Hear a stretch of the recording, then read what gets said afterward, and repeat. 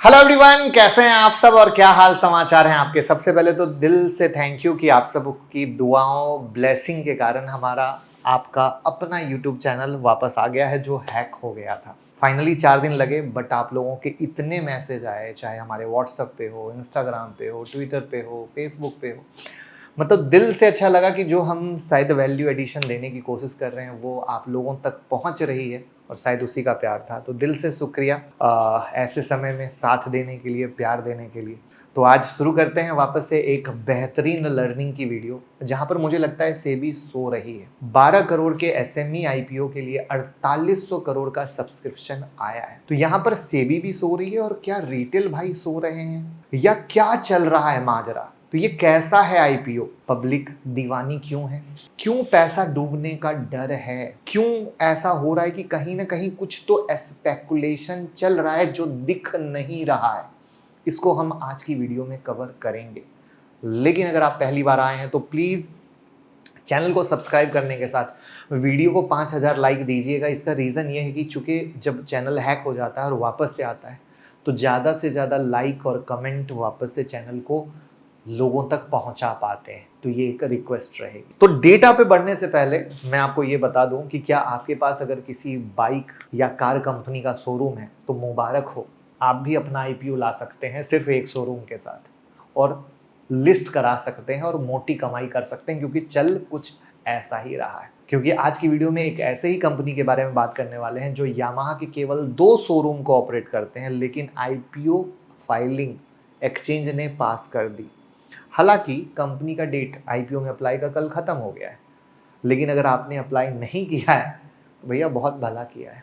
तो क्या चल रहा है एसएमई आईपीओ में, पूरा सोशल मीडिया पे इतना वायरल क्यों हुआ है, समझने की कोशिश करते हैं। और प्लीज बचिएगा, कंपनी का नाम है resourceful automobile limited. Company Yamaha के 2 व्हीलर सेल करती है साहनी ऑटोमोबाइल के नाम से। मतलब भैया आईपीओ लेकर आए हैं लेकिन खुद का कोई प्रोडक्ट ही नहीं है, ठीक है। और जो ऑपरेट कर रही है वो दिल्ली में है। तो थोड़ा सा शोरूम देख लीजिए, मजेदार ये 2 शोरूम है जिसपे आईपीओ आ रहा है। तो कंपनी के थोड़े से फाइनेंशियल को भी देख लेते हैं तो भैया ये पाओगे कि इनका जो 21 से लेके 24 तक आए हैं, इनका एसेट बढ़ा है, रेवेन्यू घटा है, प्रॉफिट आफ्टर टैक्स 2024 में धमाका आया है। तो अब ये जो धमाका दिख रहा है, क्या आईपीओ लाने के लिए जुगाड़ किया गया है? ये सोचने वाली बात है और ये क्वेश्चन मार्क बात है। क्योंकि जब आईपीओ लाना हो और पब्लिक को लुभाना हो तो इस तरह के थोड़े से प्रॉफिट आफ्टर टैक्स दिखाने जरूरी है। नेटवर्थ जबरदस्त जंप है, ठीक है। रिजर्व और सरप्लस जबरदस्त जंप है।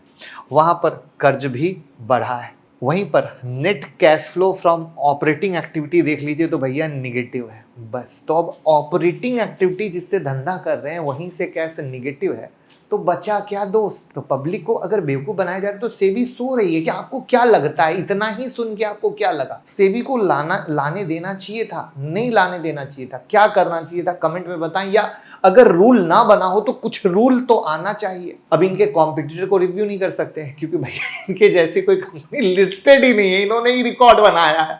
तो जो किसी कंपनी के प्रोडक्ट को सेल कर रही हो या शोरूम लेकर इस तरीके से हो, ठीक है ना। तो आईपीओ रेज करने के पीछे के रीजन को समझें तो कंपनी ने ये कहा है कि 11 करोड़ रुपए रेज होंगे और वो 4 अलग तरीके से खर्च होंगे। पब्लिक ने कहा तुम 11 करोड़ मांगते हो, हम तुमको भर भर के देते हैं, ठीक है ना।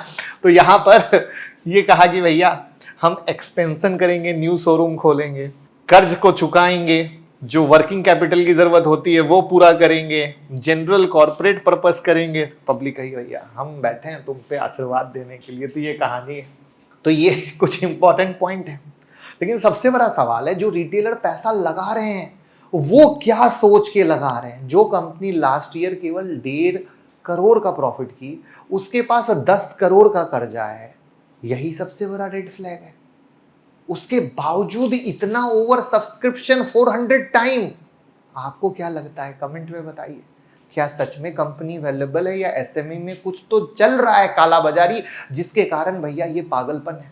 तो सबसे कुछ कंक्लूजन निकाले तो सबसे पहली बात यह है कि आईपीओ जब भी खुलता है ना, समझिए देखिए चल क्या रहा है, धंधा क्या है, समझ रहे हैं। एसएमई का आईपीओ अगर देखें पिछले कुछ महीनों से तो यही खेल चल रहा है और शायद यही खेल करके इनके प्रमोटर को भी ख्याल आया हो तो कोई बड़ी बात नहीं हो सकती है। वहाँ पर अब क्या किया है मैंने, कुछ एसएमई आईपीओ की कहानी निकाली है। लिस्ट कब हुआ है, इशू प्राइस क्या था, लिस्टिंग की डेट क्या बंद हुआ, और लिस्टिंग के दिन क्या लिस्टिंग गेन मिला। तो देख ही रहे हो कि जब लिस्टिंग गेन इस तरीके से मिल रहा है तो लोग रुकेंगे कहाँ, उनको किसी चीज़ से कोई लेना देना नहीं है। तो मेरा अवेयरनेस फैलाने का यही था कि सीधा सिंपल आपके सामने, इसीलिए सोशल मीडिया पे आप जिससे भी थोड़े भी पढ़े लिखे लोगों से सुनोगे, सब हंस रहे हैं कि कौन ऐसे रिटेल इन्वेस्टर हैं जो पैसा लगा रहे हैं। ठीक है, एचएनआई तो समझ में भी आता है कि वो दिमाग से लगा रहे हैं, बेच बाच के निकल लेंगे, उनको कुछ लेना देना नहीं। बट आप समझिए कहीं आप फंस गए, या मान लीजिए आपको नहीं मिला, आपने चढ़ के लिया, तो ऐसी कंपनियां कहाँ जाके गिरेंगी। तो ये बहुत सारे एक विचलित कर देने वाले सवाल हैं, जहां पर पता है मार्केट जब ऐसे बुल रन में रहता है तो कंपनियां पैसे रेज करने आती हैं, क्योंकि उनको लगता है वैल्यूएशन ज़्यादा मिलेगा। गिरे मार्केट में कौन वैल्यू करेगा। ठीक है, तो दीज आर द थिंग जो मुझे लगा कि भैया ऐसे शेयर से बचिए। सेबी को जागृत होना चाहिए, अगर लॉ नहीं बना है तो लॉ बनना चाहिए। रिटेल भाई आप इस वीडियो को शेयर कीजिए, जिससे दूसरे समझ सकें कि सही में कुछ तो चल रहा है जिसको एजुकेट होकर समझने की ज़रूरत है।